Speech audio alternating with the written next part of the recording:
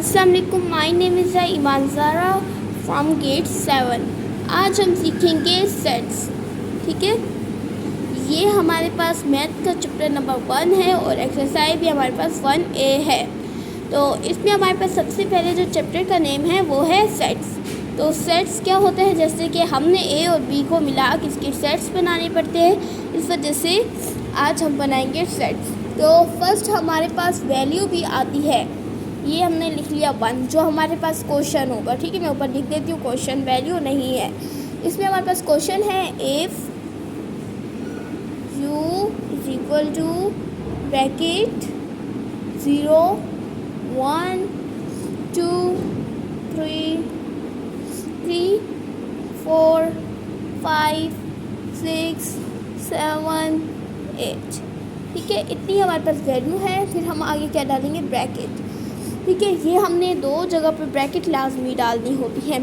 अब हम जाएंगे क्वेश्चन की तरफ। तो ये वही क्वेश्चन है बट हम इसमें वैल्यू भी देंगे। ठीक है, तो ये ब्रैकेट आ गई। ब्रैकेट में हमने क्या लिखना है, 0 1 2 3। ठीक है, ये पूरा एक सवाल होता है, इसमें भी हमें ब्रैकेट डालने। अगर ब्रैकेट ना डाला जाए तो फिर हमारा सवाल सॉल्व नहीं होता। सेकंड में हम ब्रैकेट डाल के जो बी में होगा उसमें हम लिखेंगे 2 3 4 5 6। ठीक है, यही हम सी में भी ब्रैकेट में लिखा जाएगा, सी ब्रैकेट। इसमें हम लिखेंगे 5 6 7 8। ब्रैकेट बंद कर देंगे, क्लोज कर देंगे। एंड बी का भी हम लास्ट क्या लिखेंगे, जो लास्ट में 2 4 6 8। ठीक है, टोटल ये हमारे पास पूरा एक क्वेश्चन है। ठीक है, यहाँ से लेके यहाँ तक ये हमारे पास फुल क्वेश्चन है। इसके बाद हमें क्या मिलेंगे, ये एक सेट्स हैं। ठीक है, इनके हमें सेट्स बनाने होते हैं और मैं आपको समझाती हूँ एक बार। ठीक है, अब हमारे पास आया ना फर्स्ट क्वेश्चन, क्या है, ए यू। अच्छा, मैं आपकी टीचर की एक बात बताती हूँ, यहाँ से लेके यहाँ तक टीचर हमें खुद देंगी लिखकर।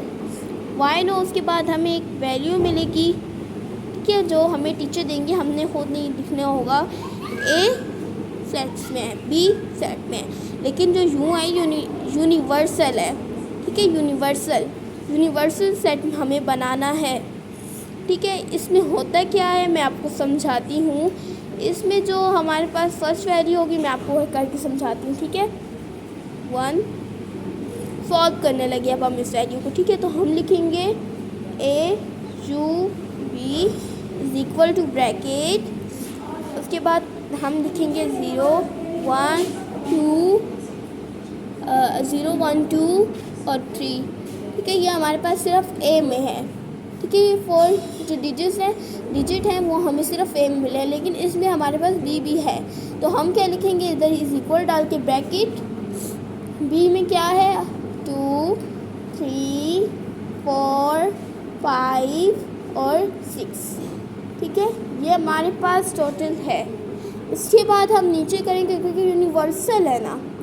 ठीक है, और यूनिवर्सल में आपको बताऊं क्या करते हैं कि जो है ना एक डिजिट है, जैसे कि हम ब्रैकेट डालेंगे, अपने पास से लिखना है 2 3 4। ठीक है, लेकिन हम ब्रैकेट क्लोज करके इक्वल टू फिर लिखेंगे ब्रैकेट डाल के, क्योंकि यूनिवर्सल है। ठीक है, यूनिवर्सल में यही करते हैं हम। फिर से ब्रैकेट डाल के अगर लिखें 3 4 5 और 6 और ब्रैकेट क्लोज कर दें, 6 नहीं 7, तो अब ब्रैकेट क्लोज कर दें। यूनिवर्सल में वो चीज़ लिखी जाती है जो दोनों में हो, पर जो चीज़ इसमें है वो इसमें ना हो।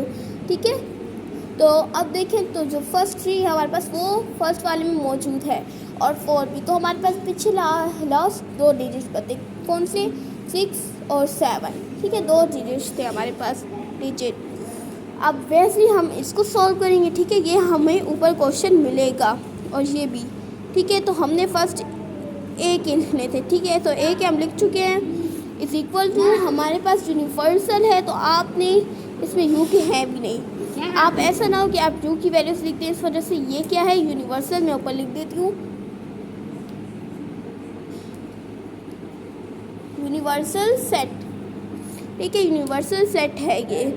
इसमें हम क्या करेंगे फिर 0, 1, 2 और 3 उसमें मौजूद है, इस वजह से हम नहीं लिखेंगे कि ये 2 मरतबा आ रहे हैं। तो इसके बाद हमारे पास क्या है 4, 5, 6, 4, 5, 6 और ब्रैकेट ज़रूर डालनी है, क्योंकि ब्रैकेट ना डाली तो हमारा क्वेश्चन सॉल्व नहीं होता।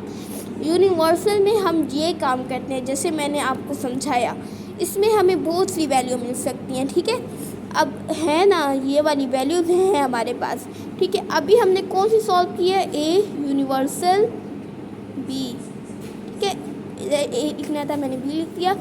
ठीक है, लेकिन आपको टीचर और भी किस्म से दे सकती है, जैसे कि हो गया बी यूनिवर्सल, सी यूनिवर्सल, डी।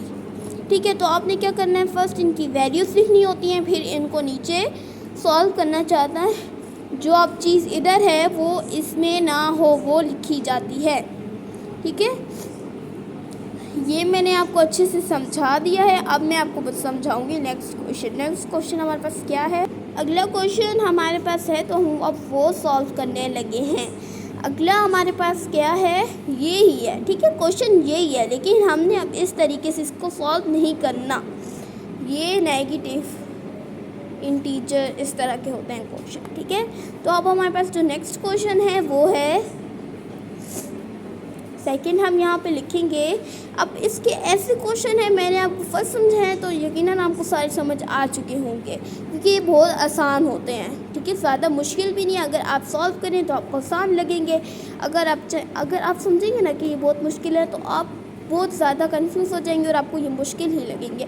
लेकिन अगर आप ये समझेंगे कि ये आसान है तो आपको ये बहुत आसान ही लगेगा। इस वजह से ये बहुत आसान है, आप एक बार सॉल्व कीजिएगा। ठीक है, उसके बाद नेक्स्ट क्वेश्चन है हमारे पास, यही हम देंगे अपने आप को वैल्यू। ठीक है, खुद दूंगी मैं वैल्यू, तो हम यही वैल्यू लेंगे वापस। रुकें, वैल्यू क्या है, ए एन बी हम लिखेंगे। ए वैल्यू हमारे पास A-N-B। ठीक है, इस बार हमने कौन सी, पहले था हमारे पास यूनिवर्सल और अब हमारे पास है इंटीजर। ठीक है, ये दो वैल्यूज़ हमें सेम नहीं मिलती, ये भी वैसी था और ये भी वैसी है, लेकिन इसमें जो चीज़ इसमें भी हो और दूसरे में भी हो वो दोनों चीज़ें हमने इधर लिखनी है। सबसे पहले लिखेंगे हम A-N-B इक्वल टू ब्रैकेट डाल के एक वैल्यू हमारे पास क्या थी। ठीक है, अब हम वो ही लिखेंगे सेम। ए का यहाँ पे पास क्या है 0, 1, 2, 3 bracket close is equal to वही बी का भी हम लिखेंगे। बी का क्या है हमारे पास 2, 3, 4, 5, 6। ठीक है, ये ब्रैकेट तक हो जाएगा हमारे पास। उसके बाद हमें क्या लिखना है, यहाँ पे इक्वल टू की ब्रैकेट डाल देनी है। अब 0 उसमें नहीं है, 1 भी उसमें नहीं है, 2 और 3 बाकी जो 3 डिजिट्स हैं वो उसमें नहीं है, तो हम इसको नहीं लिखेंगे। 2 और 3 इधर भी है और इधर भी है, तो हम ये लिखेंगे 2 is equal to 3 close bracket. ठीक है, ये बस इतने से क्वेश्चन होते हैं, इनके भी टीचर आपको यूँ ही दे सकती हैं। भाई ये बहुत आसान था, आपको समझ तो आ गया होगा। और अगर आपने कोई और क्वेश्चन आपको समझना हुआ तो आप बताइएगा, मैं आपको समझा दूँगी। ठीक है, ये बहुत आसान है, आप कोशिश कीजिएगा, आपसे हो जाएंगे। ये मैं आपको फिर लास्ट बार बता रही हूँ कि ये चीज़ और ये चीज़ ये टीचर आपको देंगे, ये क्वेश्चन भी टीचर आपको देंगे, आपने बस इनकी लिखनी होगी। इंटीजर में क्या होता है कि जो वैल्यू दोनों में हो वो लिखेंगे, और यूनिवर्सल सेट में क्या होता है जो चीज़ इसमें हो और इसमें ना हो। ठीक है, ये जैसे कि 2 और 3 है और 2 और 3 है, जो चीज़ इन दोनों में है वो नहीं लिखनी है हमने। ठीक है, बाकी लिखनी है। तो आपको क्वेश्चन समझ आ गया है तो हमारे क्वेश्चन हो गए डन। आपको समझ आ गया होगा तो चलिए ठीक है, अल्लाह हाफिज़। अगली वीडियो में हम नेक्स्ट करेंगे काम।